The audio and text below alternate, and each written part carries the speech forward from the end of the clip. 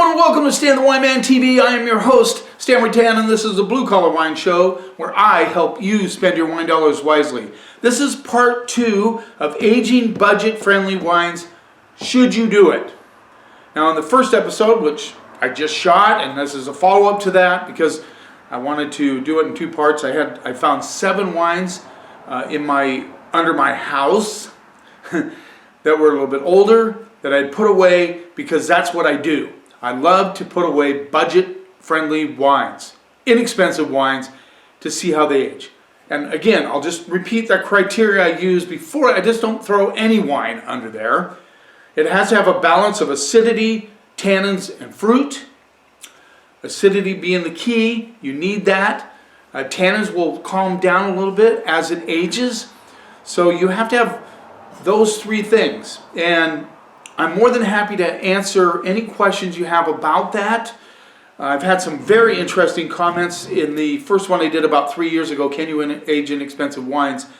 And one guy, it was so funny, he said, no, you cannot. Well, yes you can. And these episodes have proved that you can. Now, if I had the time, of course, I would take one of the wines and taste it new and then tell you why, but I don't. I'm just going with what I put away in my cellar. Now, these wines have been moved a lot over the years. They've been in a few different places, but one of the things I like to do in a cellar is make sure it just doesn't get warm in there. Try and keep it at a consistent temperature. I like to be at about 50 to 55 degrees and not get any warmer. It can get as cold as you want, but don't get hot. That'll ruin the wine. I open them right now and try them. I did not need an Oso. An Oso is the one with the forks in it. Usually they have to be a little bit older than some of these. I was going to bring my Oso, but I didn't, so I'm glad they all opened. 1 cork broke on this batch, but I was able to get it out of there anyway without getting any cork in the wine. So let's get started. This is the Toria Grand Sur 2010. So 13 years old, 13% alcohol. $14. Let's say $11. $11. Got a little netting on it. I think you can find this wine. It's fairly common. This is brown. It's coming out brown. So if you're new in the wine world, you really like your wine, and you have a spot you can put it, I would encourage you to find a wine that is under 20 or under 15 that shows all those qualities and tuck it away. Just buy a couple, tuck them away, and see how they improve. It's really, really cool to do, and sometimes you're really rewarded. So this is very dark color. Yeah, it's just edging toward the... I don't see a lot of brown in this one, so a little bit, but not a lot. Let's see what we get on the nose.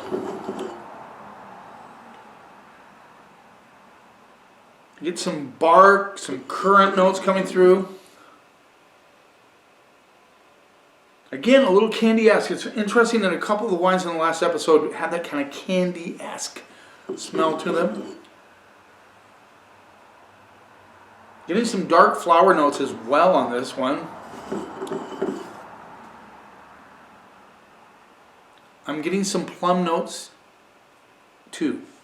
Interesting. Let's see what we get on the palate.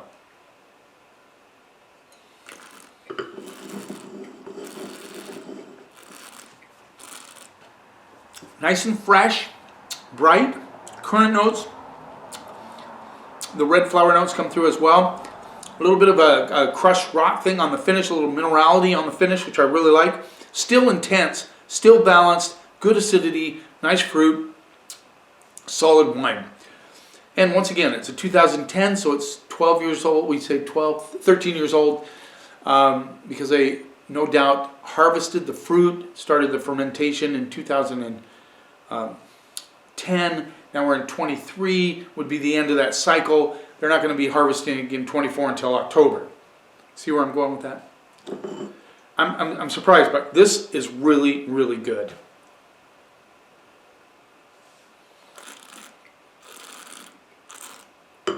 Huge red flower notes on the mid palate, into the finish. Just a slight dill pickle note. I love the crushed rock minerality on the finish. Solid wine. I'm going to go B+ B plus, A minus on that one as well, as I did in the last episode. I did a B plus, A minus. $11, guys. $11. And I think this would age a couple more years. Just saying. It's almost at its zenith, its apex, but you know, it's really drinking good right now. And I think I have a couple more down below. So excited about that. Now we're moving on. This is an interesting wine, and I'm not nervous. I'm never nervous. 2012 Lroy Bell, Domaine Lroy Bell, Carignan, Coti. This is a blend of Syrah, Carignan, and Merlot, and it rolls in at $9. So Languedoc, southern France, $9, guys. Okay. Always like, what this gonna taste like? See, I don't know. So far, I you know, the worst grade I've given is a C+, which is pretty impressive for the pricing on this one. Really kind of dark. Brown tones, yeah, it's starting to get a little bit on the brown side, which shows the age. What did I say this was? 2012. Again, 11 years old. $9. Let's see what we got on those. Ooh, this is a kind of a funky nose, really. It's like cherries and poison blackberries. A little bit of sweet tobacco notes on this one. There's a little bit of like a funkiness that you get from older wines. I've smelt this before in older wines. Almost like the blackberries are close to turning on you. You know, they're not rotten, they're not moldy, but they're just getting that close to that. And a little bit of plum as well. But I like the sweet tobacco notes. Let's see what we get on the palate. $9, guys. $9.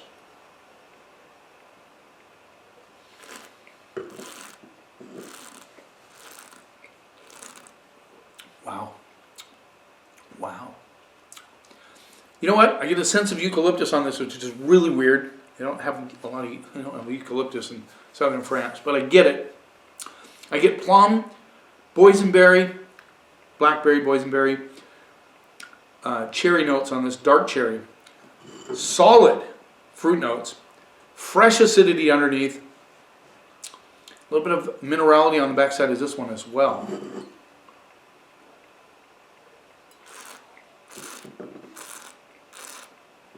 Nice expansion of fruit on the mid palate into the drier finish where that minerality comes through, almost kind of crushed rock thing.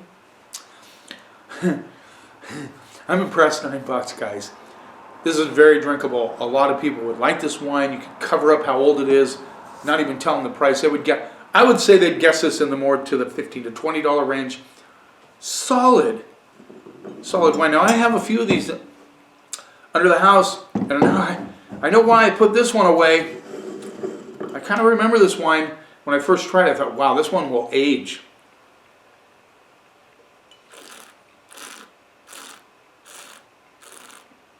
The sweet tobacco notes come through on the mid palate. Nice and dry.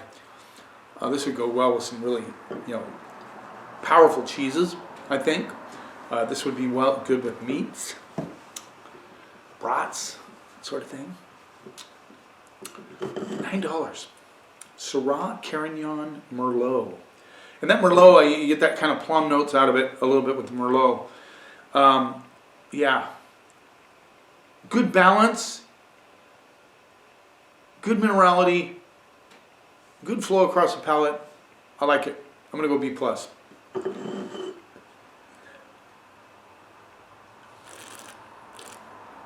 Wow. And then right at the end I get like a rose petal thing, like a red rose petal thing on the backside as well. A solid wine. $9. Okay. I sell a lot of this at the store. This is a Chateau de Costis 2009 Bordeaux. This is a Grand Vindy Bordeaux. This rolls in at $12. $12 now. I think I probably picked it up for more like 10 back then. I've always been a fan of Cotis. I have a few of these tucked away, and there's your label. Okay. This is exciting. This is exciting. You're seeing the wine geek in me right now. This is so cool. I love it. I love it. Okay. Kind of a reddish color. So this, what did I say this was? 2009. 2009. 14 years old. Not a lot of brown on it. And really, you know, you probably more in the $20, 20-year range. You start, you know, looking for the oso, the prong thing that you put in to make sure you can get the cork out. But nice color on this. Just a little bit, not a lot of brown on the edges. Tobacco notes, currants. Again, a sweetness to the nose, which I find very interesting. Almost like a little brown sugar quality, but not entirely brown sugar. A little caramel coming through. Yeah, let's see what we got on the palate. Very interested in this wine.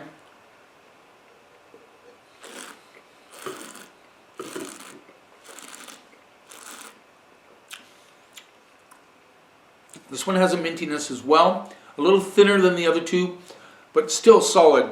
Nice currant notes. A little bit of a veggie element on the back of the finish. Kind of a nettles sort of salal leaf thing going on. It's a little on the thin side, but I've always been excited about Cotis. I remember trying the 2009 vintage, and being very excited about it. This may be a little on the back side of its aging, but still not bad. There's a lot of vegetal on this. This probably has some serious Cab Franc in it. That would be my guess.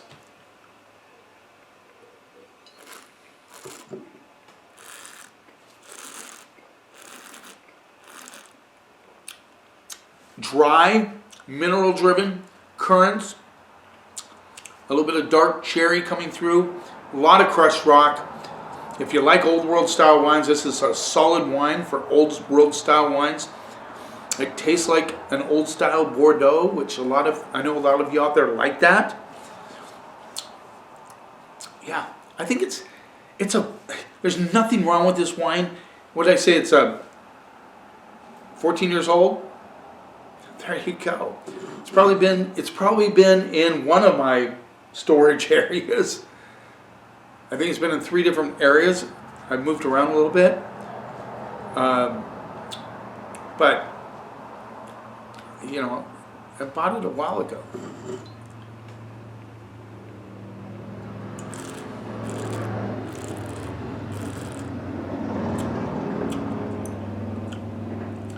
I'll have to give a ring to some of my friends that I know would love to try these and, you know, give them a couple of these bottles. It's very dry, but very solid.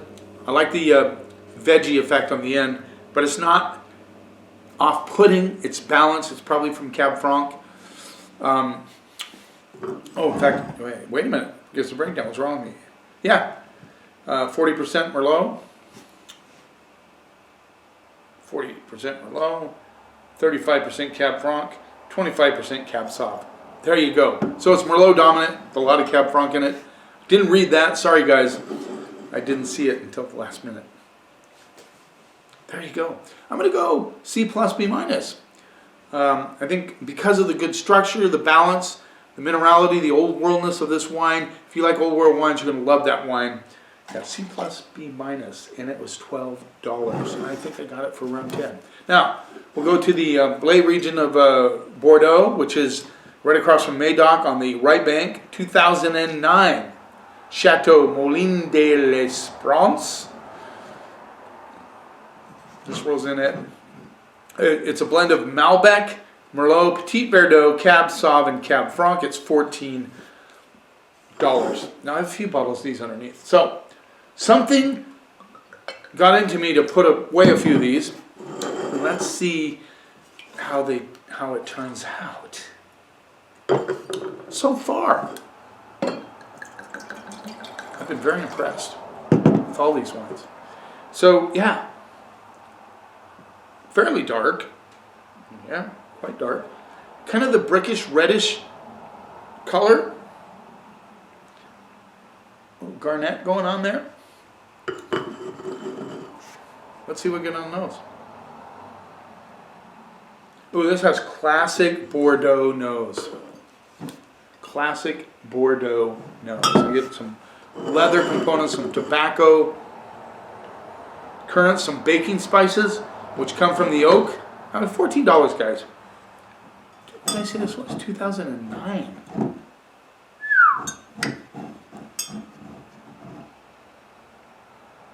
These bring me back down memory lane when I started looking at these.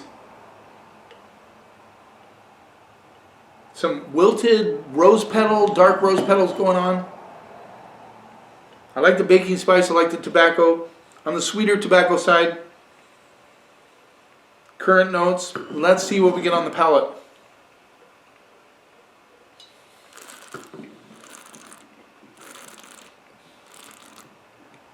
Oh my. Oh my. A little mintiness on the back of this one.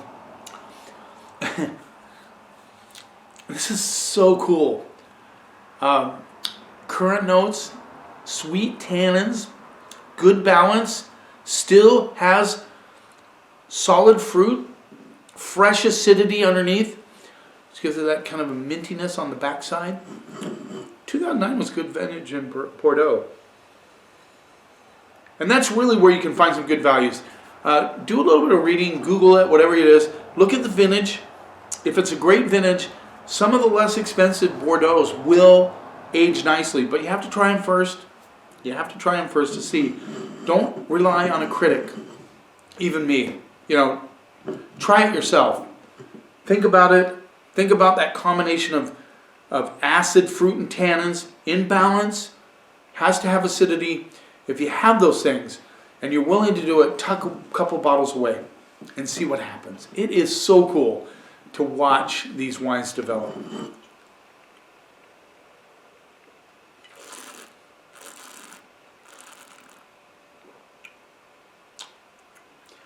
A touch of baking spice notes, minerality on the finish, but the minerality on this one is so nicely integrated.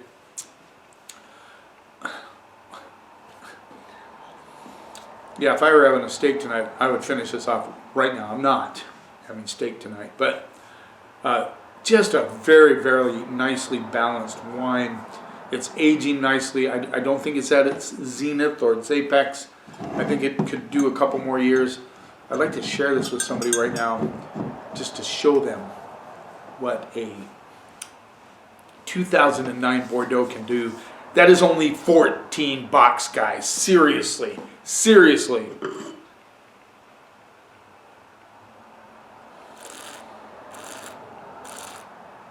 That freshness on, that, I love it. I'm going to go B plus A minus on this one. I think for $14, the way it's aging, the way it's developing, is definitely B plus A minus wine. And I'm super excited. I hope you enjoyed these 2 episodes about, aging budget-friendly wines. Again, reach out to me in the comments if you want some more advice on some wines. Maybe you have a wine in your cellar that you're thinking about opening up or keeping longer. I'd be more than happy to give you my input on that. Thanks for taking a little time out of your day. Don't forget to subscribe to my channel. I appreciate it. I have 914 subscribers. That's so cool. That makes me feel so good. And I need to do another shout out to those new subscribers. Hit the like button if you like this video. You keep watching, and I'll keep helping you spend your wine dollars wisely.